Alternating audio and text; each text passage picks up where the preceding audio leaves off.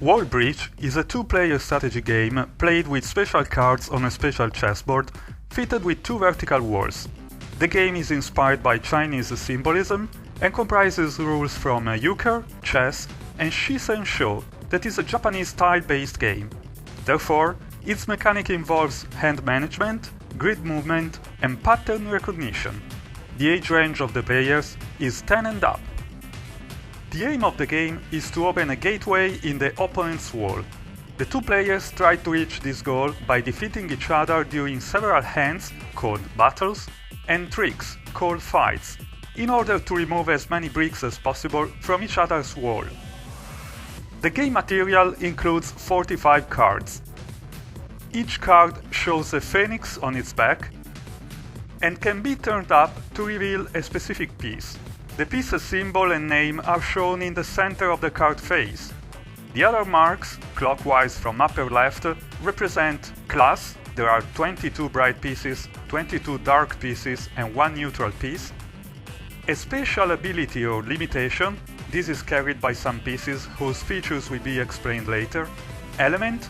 There are 11 pieces belonging to the fire element, 11 belonging to the metal element, 11 to wood, 11 to water, and one piece belonging to the earth element. Agility, which is a style of moving capturing, similarly to chess pieces. There are 24 riders, 12 leapers, and 8 jumpers. A pointer, which always indicates the player who owns the piece. And strength, a numerical value between 1 and 13, or, in one case, equal to 100. The material also includes a game board with 100 alternated bright and dark squares arranged in a 10 by 10 grid. The 10 rows, or ranks, are denoted with numbers 1 to 10, while the 10 columns, or files, are denoted with letters A to J. The board is divided into two main zones, as shown on the right side. A bright zone and a dark zone. In the bright zone, rank 1 is called the trench, rank 2 becomes elevated and sustained by a removable wall, rank 3 is called second line, rank 4 is called front line, and rank 5 is called battlefield. In the dark zone, from rank 10 to 6, the nomenclature is identical. The side of the board nearest to file A presents a declaration area and a 5-square reinforcement line, while the opposite side presents a 6-square round line. Finally, there are two walls, which can be easily assembled and shaped following the instructions manual. Each wall carries a row of 10 alternated bright and dark squares on the top, and 50 boxes, or bricks, arranged in a 10 by 5 grid on the front. Each brick bears a symbol. Some extra items are also necessary. One traditional 6-faced die, 3 tokens, coins or buttons are also suitable, and a couple of markers. The board is placed with a bright square at the right-hand end of the rank nearest to each player. The player nearest to the bright zone is referred to as the bright player, and the opposing player is the dark player. At the beginning of the game, the two walls are placed on ranks 2, in this video highlighted in purple, and 9, highlighted in green. The cards, which in this video are represented by colored circles for clarity, are shuffled face down and dealt randomly to each of the two players. Each player receives a total of 20 cards, which are placed on the board as follows. 10 cards are positioned on the trench, rank 1 or 10, and then instantly turned up and revealed. 5 cards are positioned on the second line, rank 3 or 8, on the squares of the same class, bright or dark, as the corresponding zone. 5 cards are positioned on the front line, rank 4 or 7, on the squares of the opposite class as the corresponding zone, and then instantly turned up and revealed. Additionally, the remaining 5 cards are dealt on the 5 square of the reinforcement line. After the deal, players call in turn, starting from the dealer's rival, electing either to declare or to pass. On the opposite area on the board, a declaration indicates the number of squares on top of the rival's wall. The declaring player believes he will conquer, which means the number of fights he believes he will win. and the element that will be ruling, which means the strongest for that battle. For instance, a declaration of 8 fire indicates that the player intends to win at least 8 fights, with fire being the ruling element. A player who beats 8 fire may be outdone by his rival on 8 earth, but not 8 metal, 8 water, or 8 wood. Other options are to declare 9 or more of any element, or pass. The Arabic numbers enclosed between square brackets are used for calculating the score at the end of each battle. Eventually, one of the two players passes and the declaration is decided. For this battle, let's assume that the declaration is 8 fire. Each battle focuses on 10 fights and ends with a total of 10 squares conquered on the two walls. The first player throws the die, and in accordance with the result, which is 3 in this case, checks the corresponding square on the round line. Along with the instructions indicated, the players alternately move 4 pieces, one at a time, on the board. In this case, the bright player will move 1 piece from rank 1 to rank 5. The dark player will move 1 piece from rank 10 to rank 6. The bright player will move another piece from rank 4 to rank 5. And finally, the dark player moves another piece from rank 7 to rank 6. For example, the bright player decides to move a fire snake from G1 to F5. The piece may be moved on either the same file or an adjacent one. Players must follow the lead element if they can. When the first piece belongs to the ruling element, this must be followed by any other piece that is considered a ruler, if possible. In this case, the dark player decides to move a fire ox from B10 to B6. Now, the bright player moves a fire horse from J4 to I5. If a player no longer has any pieces of the element that is led, he may play any piece on his side. In this case, the dark player moves a wood sheep from H7 to I6. After all 4 pieces have been played, the strongest ruling element piece, or if no ruling element piece is played, the strongest piece of the lead element is named the raider. In this example, the raider is the fire ox in B6. The player who owns the raider is designated the attacker and moves the raider to any unoccupied square on the opponent's wall, in this case D2. The opposing player is the defender and may start a combat which involves the 3 pieces on the battlefield ranks in F5, I5 and I6 and the raider on the wall in D2.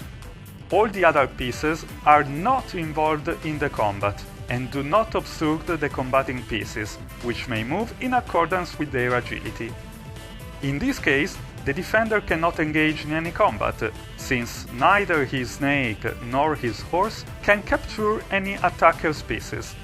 Therefore, the attacker wins, the fight is over, and the defender's wall is conquered by the raider, which is now named the Conqueror.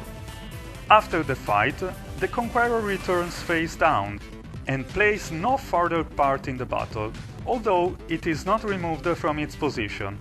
Its square on the wall remains occupied. All the other pieces that played part in the fight and are still present on the board are removed from play. Any exposed second line cards, like the ones in J3 and H8, advance 1 leap straight and are turned up. The winner of the fight throws the die to determine which player leads on the next fight. In this video, we speed up the play in order to show different fight scenarios.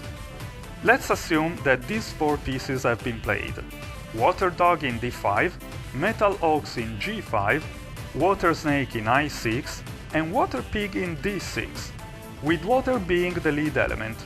Therefore, the raider is the Water Snake in I6. The attacker moves the raider to any unoccupied square on the opponent's wall, in this case to A2. The defender may start a combat which involves the 3 pieces on the battlefield ranks, in D5, G5 and D6, and the raider on the wall, in A2. In this case, both the defender's ox and dog can capture the attacker's pig. The defender decides to use his dog. The player to move, who is the attacker, has no further legal moves, since his snake can capture no defender's piece. Therefore, he loses and the fight is over. The combat-winning piece, that is the water dog, is named the Conqueror and is moved to any unoccupied square on the wall of the losing player. After the fight, the Conqueror returns face down and plays no further part in the battle. All the other pieces that played part in the fight and are still present on the board are removed from play. Any exposed second line cards advance one leap straight and are turned up. The winner of the fight throws the die to determine which player leads on the next fight. Let's see another fight scenario. This time, let's assume that these four pieces have been played. Wood Dragon in e5, Fire Dragon in a5, Metal Dragon in j6, and Water Rooster in g6. The Raider is the Fire Dragon in a5, because it's the strongest ruling element piece, with a strength value equal to 13. In fact, due to a rule that is well explained in the manual, the Metal Dragon in j6 is also considered a member of the ruling element, but its strength is only 12, while a dragon that doesn't belong to the ruling element, for example the Wood Dragon in e5, has a strength equal to 8. The attacker moves the Raider to any unoccupied square on the opponent's wall, in this case to j9. The defender may start a combat which involves the three pieces on the battlefield ranks in e5, g6 and j6, and the Raider on the wall in j9.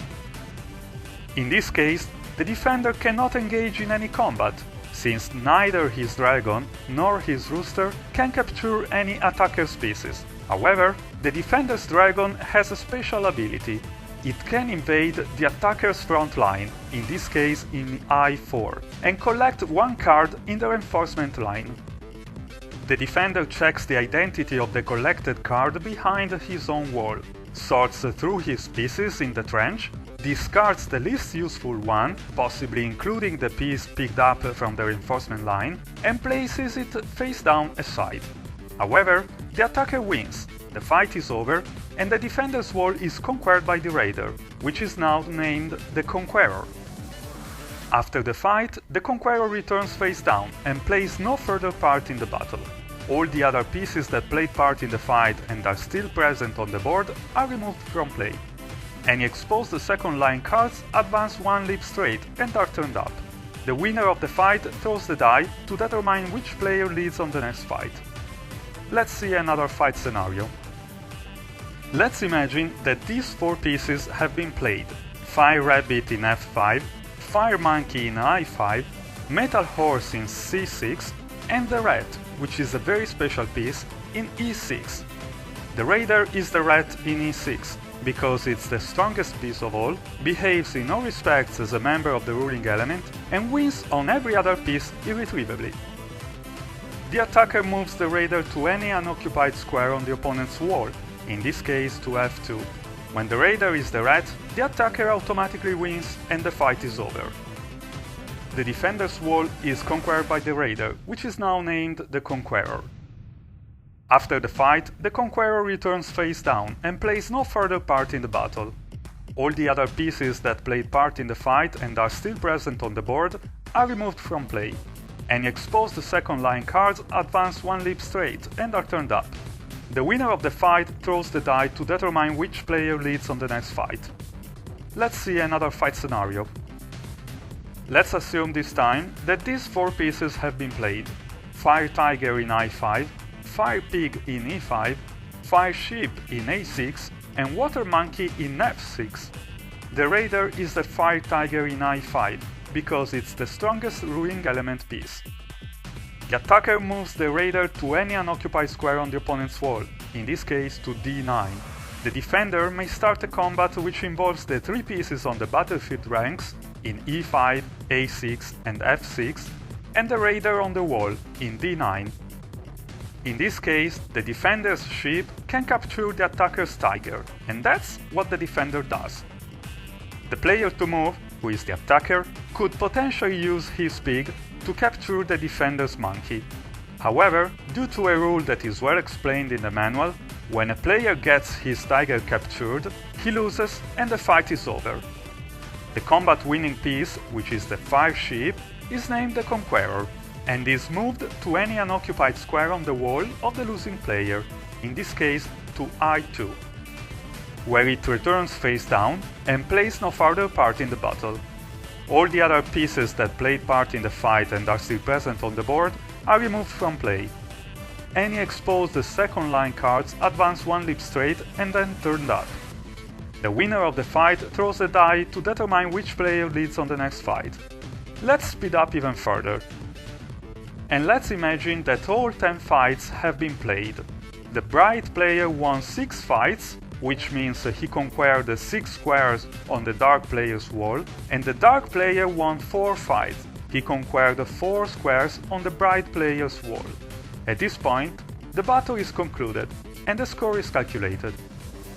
During a battle, the goal is to win at least as many fights as it was declared. In this case, the final declaration is 8 fire. This means that a player would win the battle by winning at least 8 fights, and would be awarded a removal of a number of brick pairs from his rival wall equal to the sum of the values in Arabic numerals enclosed between square brackets, 15 in this case. If none of the two players wins 8 fights, like in our example, half the number of brick pairs is removed from the wall of each player. In this case, the total number of brick pairs is odd. Then it is rounded down to the nearest even number, which is 14. Therefore, 7 brick pairs are removed from each player's wall. Let's see how the bricks removal works. For example, from a wall on which 4 bricks have previously been removed. First of all, only 2 matching bricks can be removed at a time. But some moves are not allowed, such as these, where 2 rats are connected with more than 3 lines, 2 dogs with a diagonal line, and 2 monkeys with lines that pass through other bricks. While other moves are allowed, such as these, where all the matching bricks can be connected with a maximum of 3 horizontal or vertical lines that pass through empty or adjacent borders. After the removal of 7 brick pairs, the wall may look like this. After each player has removed the required number of brick pairs from his opponent's wall, the player opposite to the previous dealer deals for the next battle. A player wins the game by removing all the 50 bricks from the rival's wall, or when future moves are not possible, even if bricks are left on the wall.